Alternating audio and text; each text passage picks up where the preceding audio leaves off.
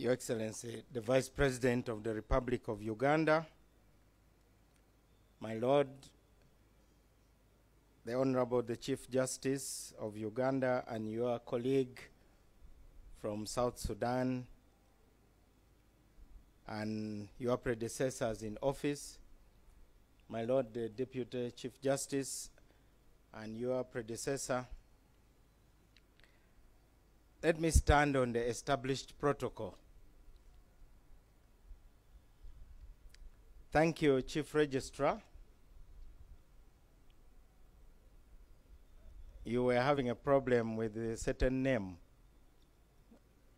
The representative of the Inspector General of Police is Twaruhukwa Erasmus. During lunch, I'll tell you the meaning of the name.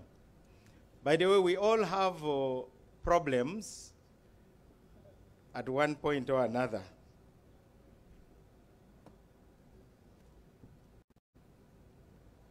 I want to thank the Judiciary for hosting this gathering.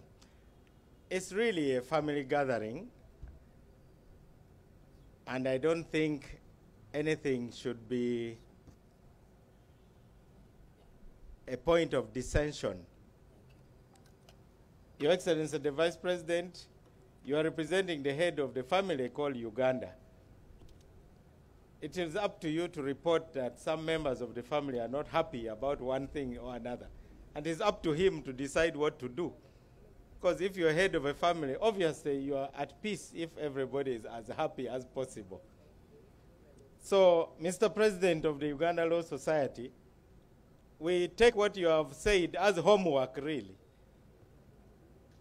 I don't think any of us is going to take time to respond point by point to your lamentations.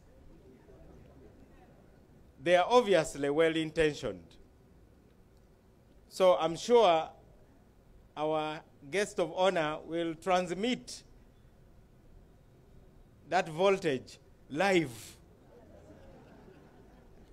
without insulating the head of the family from the currents.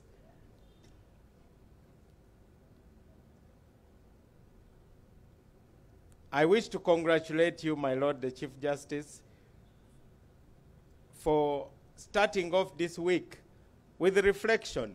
To me, this is just a celebration. This is really a culmination of what you have been doing all through this week. Your theme was a people-centered justice system. Of course, we are called the Republic of Uganda because we are not a monarchy. It's the people who are sovereign. So if you look at our country as a solar system, you then have the people at the center. They are the sun. And then the other branches of government are the planets. They all have their orbits. But like the Attorney General said, those branches of government are not disjoint sets because they are part of a system. That's why we call it a solar system. Therefore, sometimes there is tension.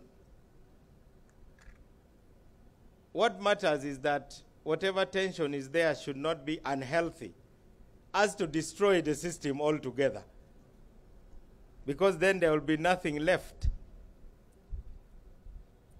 Therefore, celebrating this occasion after the 25th Annual Judges Conference is most appropriate.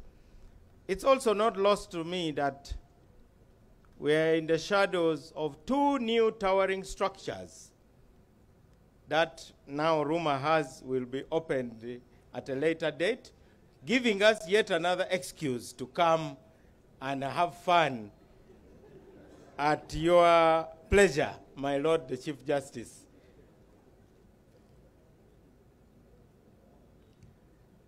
These towers I understand, have become a great source of embarrassment to government agencies that have building sites that have been covered with iron sheets for years and years. Government officials go and cut tape to do what they call groundbreaking.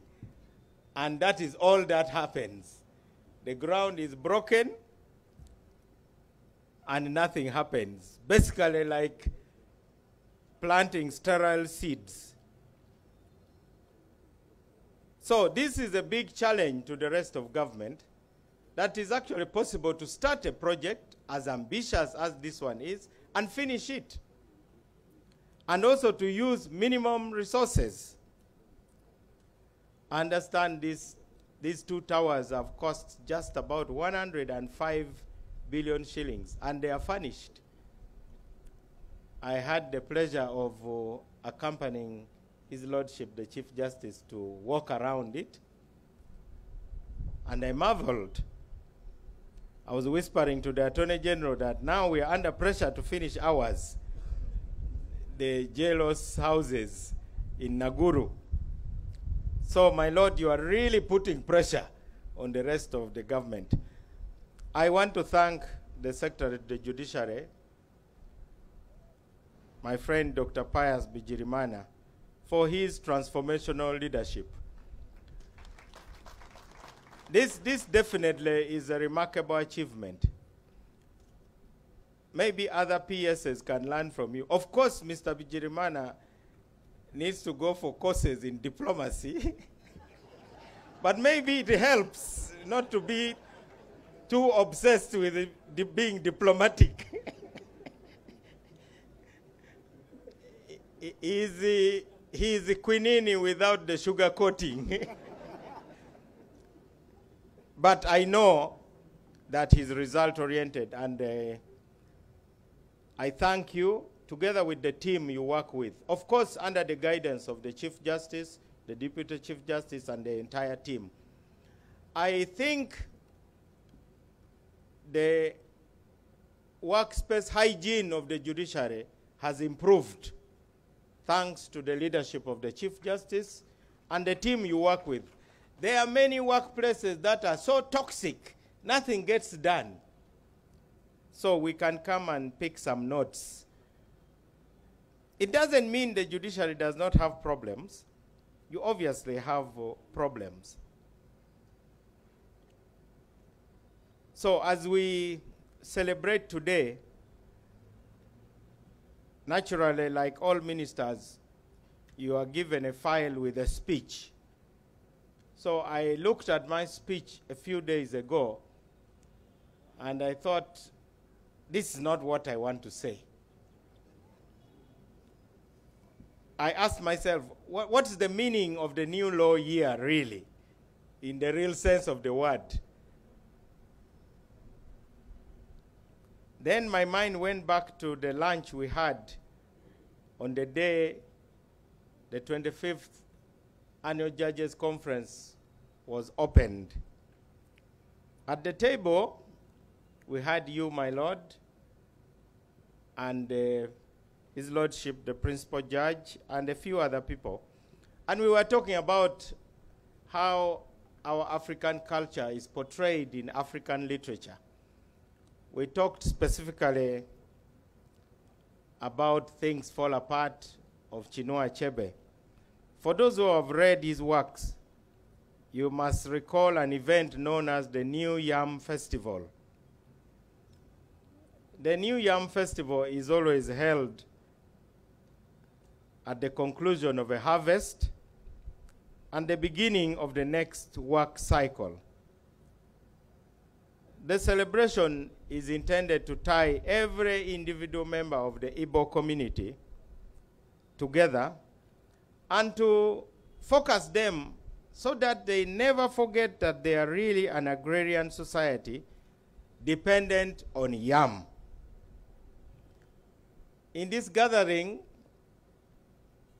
our celebration is similar to the New Yam Festival, and in this case, our yam is the rule of law.